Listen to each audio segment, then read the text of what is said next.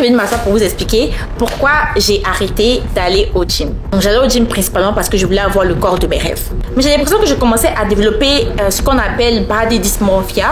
Pour être plus clair, je voulais le résultat demain. À quoi bon ça va me servir d'être constante pendant 6 mois, pendant 1 an et puis ensuite fall out? Parce que je sais que je prépare K-pop. Je n'ai pas bodybuilder. Pourquoi tu te promènes avec une balance en train de compter toutes tes calories? Tu vas compter tes calories toute ta vie?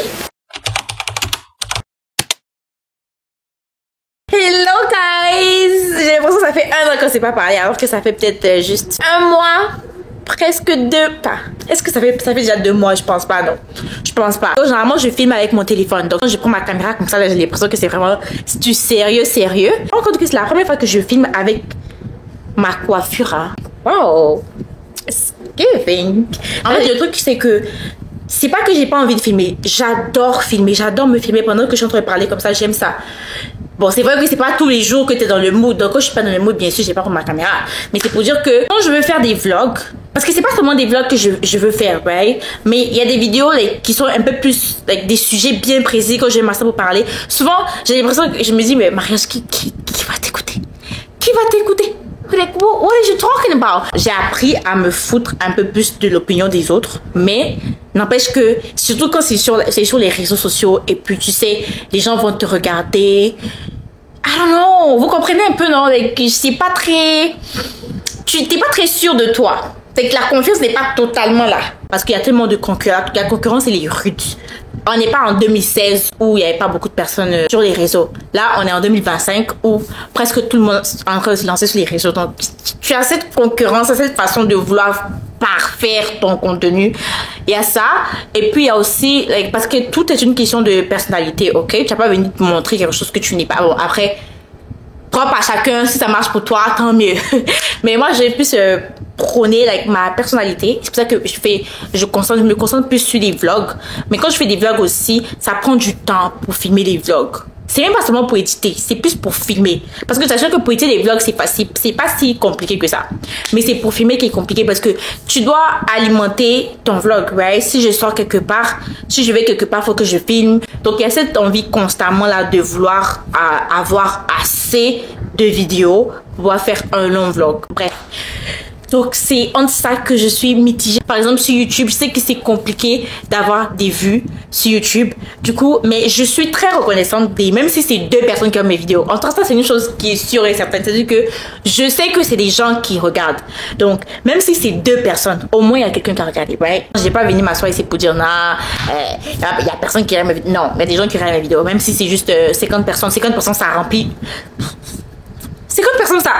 Si 50 personnes se mettent dans mon salon ici, là, ça sera rempli. Donc oui, c'est des personnes. Anyways, je pense que je parle trop, hein. Quand je commence à débiter comme ça, c'est compliqué pour moi de K-pop. Mais bon, bref, en vrai, je vais de m'asseoir pour vous expliquer pourquoi j'ai arrêté d'aller au gym. I know. J'aurais jamais pensé venir m'asseoir pour dire, oh, j'ai arrêté d'aller au gym. Parce que j'étais vraiment dans un élan. J'avançais bien. En fait, je suis mitigée entre le fait de juste m'asseoir comme ça et puis vous parler. Et puis le fait de me mettre à l'aise parce que je suis quand même chez moi à la maison, je suis dans mon salon. Bon, n'inquiétez pas trop ma petite lampe là. C'est vrai que ça n'est pas trop esthétique. Là, je vais maintenant vous raconter. Ok, je vais aller droit au but. Pour ceux qui me suivent sur mes réseaux, peut-être que vous avez remarqué. En tout cas, pour ceux qui ont l'habitude de regarder mes stories, surtout Snapchat, vous avez remarqué peut-être que je filme plus. À chaque fois que je vais au gym, la majeure partie du temps, 99% du temps, je vais prendre une petite photo pour dire que je suis au gym. Parce que, ouais, pourquoi pas. C'est pour vous dire que moi, je suis allée et pas vous. Donc, à chaque fois, je prends une petite photo. Même si c'est posté après, j'ai quand même prendre une photo pour dire que, oh, je suis allée au gym tel jour.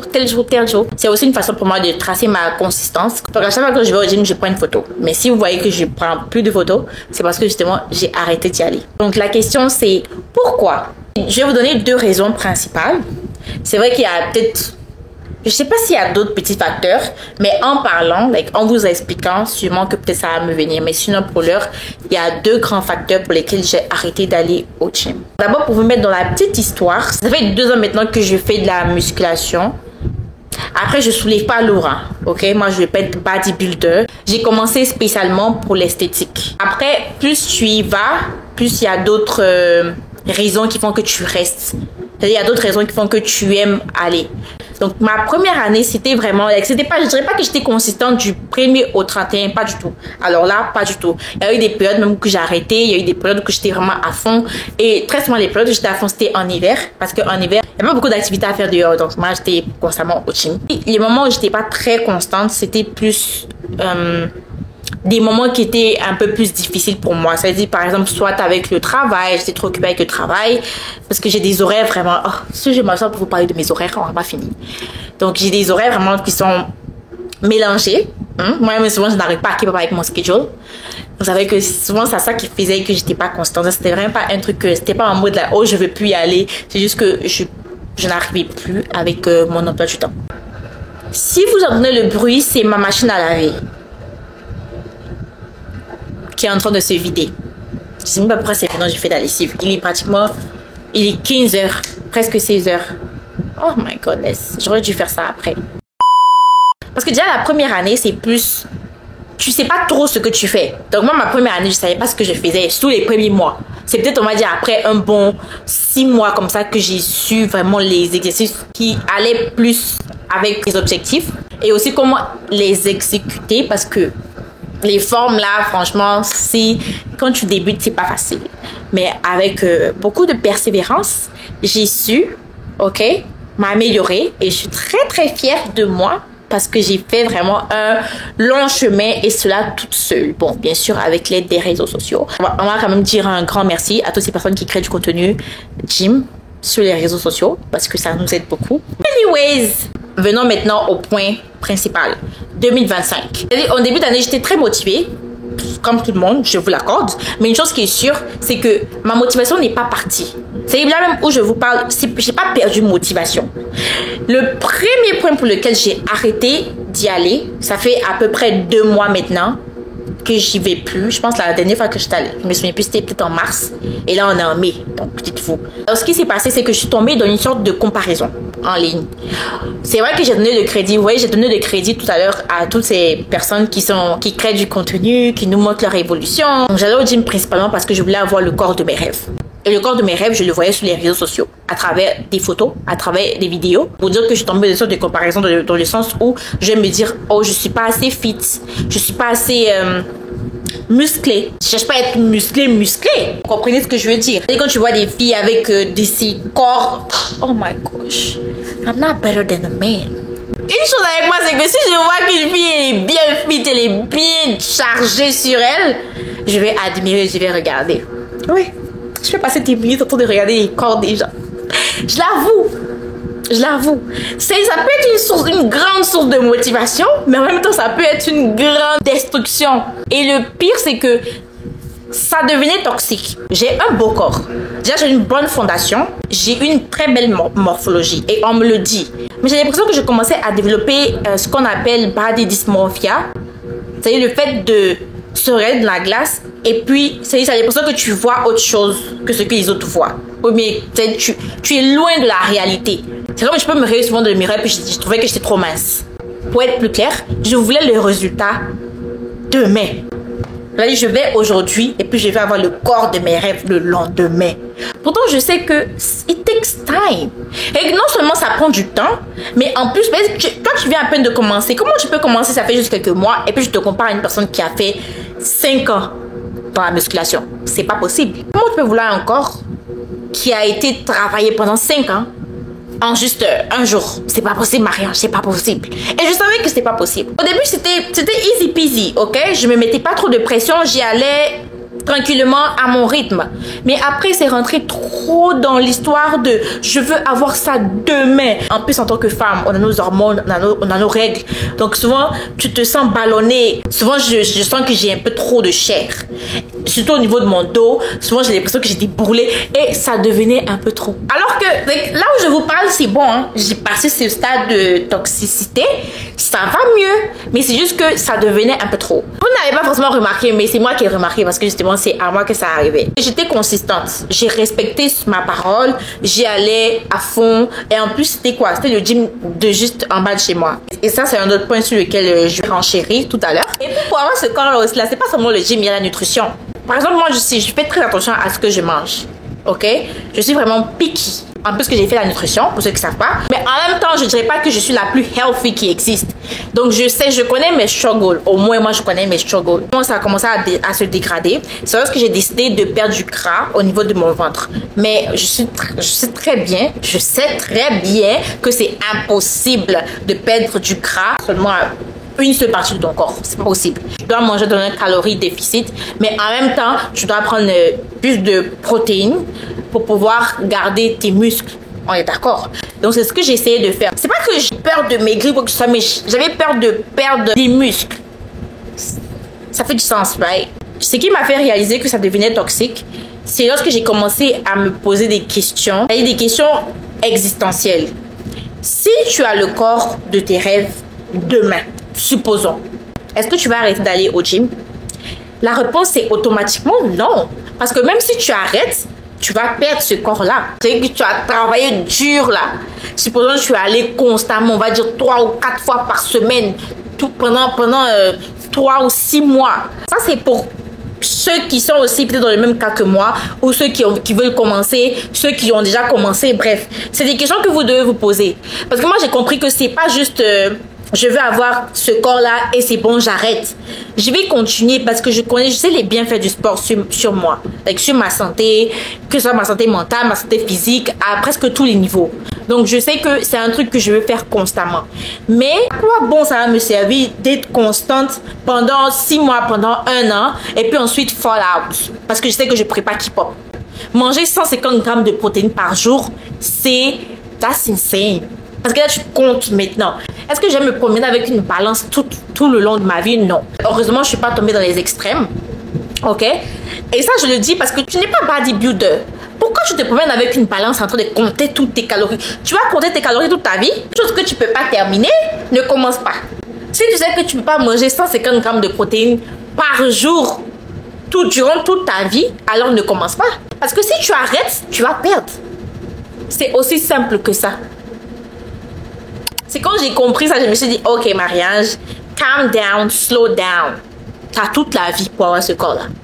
Évidemment, il n'y a rien qui presse. À chaque fois, on nous dit, oh, il y a l'été qui arrive, il y a l'été qui arrive. Mais l'été, là même, là, vous faites quoi? Vous faites quoi? Tout ce que vous faites, c'est vous êtes devant votre miroir à la maison en train de vous filmer. C'est pas comme ça que vous allez devenir top modèle ou quoi que ce soit, rien du tout. Quand on sort là, ok, bon, ma chérie, t'as un beau corps, mais le corps là, on voit ça partout. Moi, j'ai une amie, elle a un très beau corps alors qu'elle va même pas à la salle. On voit ça, on va toujours voir ça. Il n'y a rien qui sera wow, ok? Donc, calm down. Like, it's not that serious. C'est pas mauvais si tu n'es pas fit pendant l'été. De toute façon, tu comptes faire quoi? Dis-moi un peu. Rien du tout. En fait, j'ai compris que j'étais trop pressée et ça devenait épuisant pour mon mental. Parce que je suis assise là comme ça tranquillement et puis je me dis, oh, faut que j'aille au gym. Oh, regarde, les autres sont au gym, toi tu fais quoi? Regarde ton corps, tu n'as pas encore eu. Il restait un peu, mais j'allais au gym 2 fois par jour alors que je pouvais même pas parce que déjà tu travailles pendant 8 heures de temps. Hein? À quel moment tu auras le temps encore pour aller au gym 2 fois par jour? Non, c'est des choses qui étaient même plus réalistes. C'est pour ça que j'ai pris du recul. Et j'ai pris du recul avec beaucoup de sérénité, avec beaucoup de calme. C'était pas rush, c'était pas en mode j'abandonne. J'ai pas du tout abandonné, ok? Donc ça c'était mon premier point. Mon premier point c'était vraiment le fait de trop se comparer. Je suis tombée dans une comparaison qui était devenue toxique pour moi. Donc, j'ai dû prendre du recul pour pouvoir mieux apprécier mon parcours. Parce qu'aujourd'hui, je comprends que je ne vais pas seulement au gym pour l'esthétique. Et j'ai comme l'impression que l'esthétique, c'est même plus mon premier point.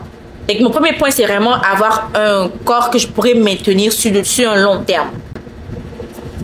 Aussi simple que ça. Et puis surtout travailler mon cardio parce que j'ai pas un bon cardio. Travailler mon cardio, c'est ça mon but en ce moment. Mon deuxième point pour lequel j'ai arrêté, par exemple en 2024, quand j'étais consistante, surtout en début d'année, les 6 premiers mois, ben, c'était plus parce que mon gym était proche.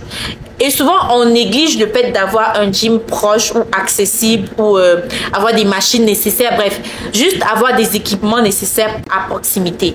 Parce que déjà, moi, je ne conduis pas. Je pense que j'avais déjà même expliqué ce problème-là. Grosso modo, je m'entraînais au gym de mon building. Sauf que le gym de mon immeuble commençait à me déprimer un peu. Alors, je ne peux pas entendu parler de dépression. Hein, non. C'est petit, c'est pas bright. Il n'y a pas beaucoup de lumière. Donc, ça fait que tu te sens encombré souvent. S'il y a 2 ou 3 personnes qui sont à l'intérieur, c'est fini.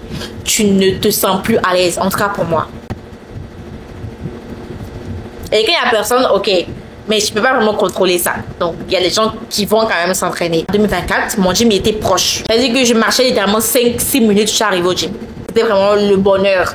Et j'avais sous-estimé ce côté-là. Et quand tu avais cette opportunité-là et que tu n'as plus, ben c'est compliqué de keep up. Parce que là, c'est loin. Donc, c'est compliqué de se déplacer. Tu n'es pas habitué. Et puis, comme je l'ai dit, c'est pas que je ne vais pas me déplacer. C'est juste que, par exemple, pendant l'hiver, j'ai compris que c'était pas possible. J'avais même pris l'abonnement. Mais c'est juste que le fait de compter sur le bus. Moi, je suis quelqu'un, je vais au gym. Je n'ai pas vraiment de schedule spécial pour aller au gym. Souvent, je peux aller très tard. Quand je pense que c'est le bus qui va contrôler mon schedule, ça sonne pas bien dans ma tête. C'est pas possible. C'est pas possible pour moi. Parce que c'est aller et retour. Je peux pas marcher. Je peux pas marcher pour aller. Je peux pas marcher pour revenir. Surtout pas la nuit en plus. Hein? Donc, ça c'est mon deuxième point. C'est pour ça que très souvent j'aimais changer d'environnement quand je vais quelque part. Ou mais aller essayer de nouveaux gyms.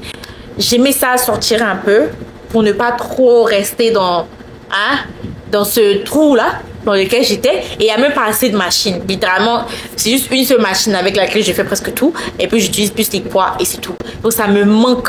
Quand je vous dis ça me manque d'avoir par exemple un leg press ou bien legs extensions. La dernière fois j'étais allée à un gym là qui est un peu plus, on va dire, fancy. Il y avait même la machine pour les squats, le bed squat, j'ai adoré.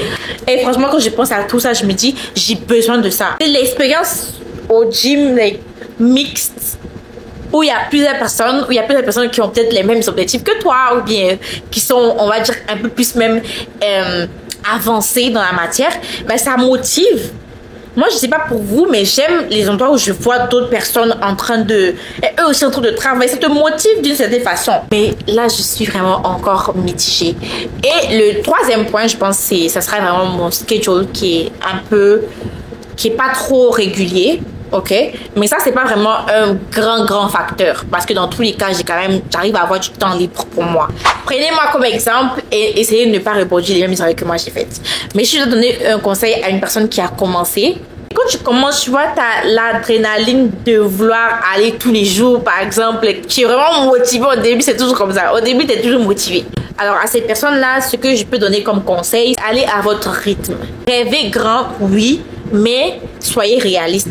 Restez vrai. Souvent, quand tu veux mettre trop de pression à ton corps, il finit par te lâcher. Souvent, dans ta tête, tu peux avoir vraiment cette grande motivation, mais ton corps même, il veut plus. C'est-à-dire, il est fatigué, il est épuisé. Il faut savoir écouter son corps. C'est très important. Et dans tout ce que vous faites, sachez écouter votre corps. Quand vous mangez, sachez écouter votre corps. Si votre corps il est fatigué, n'allez pas mettre 200 grammes de protéines forcément. Il va pas réagir, il va rien faire.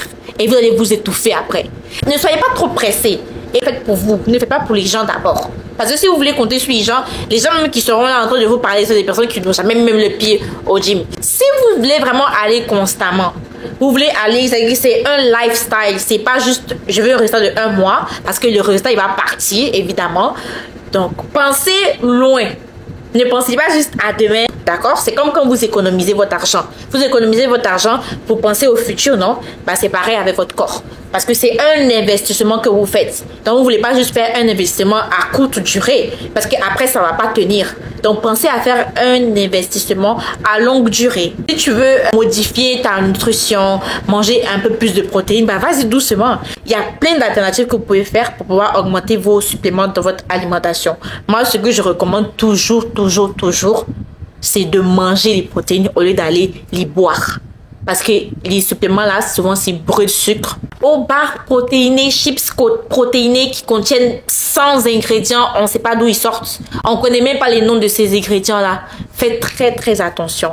Très attention. L'industrie de la nutrition, l'industrie du sport, c'est dangereux.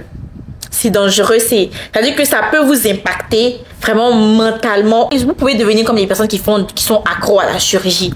Ça peut être ça. Il n'y a vraiment pas de différence. Il y a juste un pas. Parce que dans tous les cas, vous dégradez votre corps. Donc, mon conseil, c'est vrai que je me suis un peu éparpillée, mais mon conseil, c'est vraiment écoutez votre corps, ok? Sachez à quel moment arrêter, sachez à quel moment aller à fond. Arrêtez de vous mettre une pression inutile et faites attention à tout ce qu'on vous propose pour pouvoir changer votre corps. Parce qu'il y a plein qui peuvent être néfastes pour vous. Ah, donc voilà mes raisons. J'espère vraiment que vous avez compris. Et puis peut-être si c'est le cas pour vous aussi. C'est-à-dire si vous avez déjà expérimenté ce que j'ai dit là, ben laissez-moi savoir dans les commentaires. Comme ça, moi je saurais que je ne suis pas seule. Et puis pour celles même qui sont à Ottawa, je sais pas moi. Si vous voulez vous chercher... Ah, ça c'est autre chose aussi. Je cherche une personne... C'est-à-dire que je cherche des personnes qui vont... parce que malheureusement, je suis tombée sur un entourage qui ne va pas au gym. Mes amies là, elles ne vont pas au gym. Elles m'énervent à un point. Si vous me regardez, mes amis, vous m'énervez parce que vous ne partez pas. Mais bon, bref, donc là, je vous invite, franchement, les filles, celles qui me regardent, qui sont à Ottawa, si vous cherchez une gym partner, I'm here. Parce que je cherche une partenaire de gym. Ce serait trop bien d'avoir une partenaire. Je pense que ça aussi, c'est une deuxième source de motivation pour moi. C'est que tu appelles ta copine. Ah, est-ce que tu vas aller au gym aujourd'hui? Tu veux qu'on aille ensemble? On y va ensemble, on se motive ensemble.